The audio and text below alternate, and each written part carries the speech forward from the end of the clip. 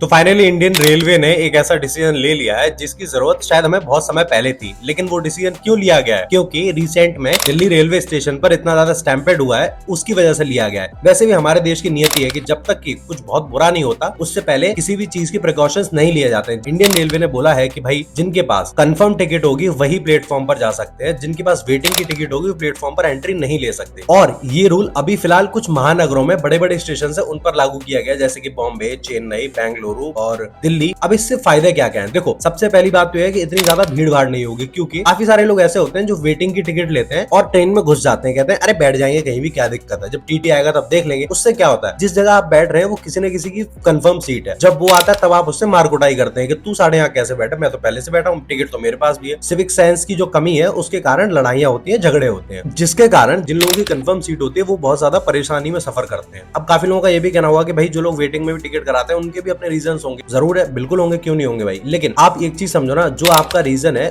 उससे किसी और को प्रॉब्लम नहीं होनी चाहिए। जैसे हमारे कॉन्स्टिट्यूशन में लिखा हुआ है कि भाई जैसे आपके पास right to freedom of speech है, लेकिन वो स्पीच जब तक वैलिड है जब तक कि उससे किसी और के सेंटिमेंट्स हर्ट नहीं हो जाते। उसी तरीके से वो वेटिंग की जो टिकट है ना आपके पास, वो तभी तक वैलिड है जब तक कि किसी दूसरे की रिजर्वेशन ना खा जाए आप। तो इसलिए अगर आपको ऐसा लगता है तो आपको और पहले टिकट कंफर्म करानी चाहिए। ऐसे मोर करंट अफेयर्स के लिए मदन थॉट्स को सब्सक्राइब कर लेना।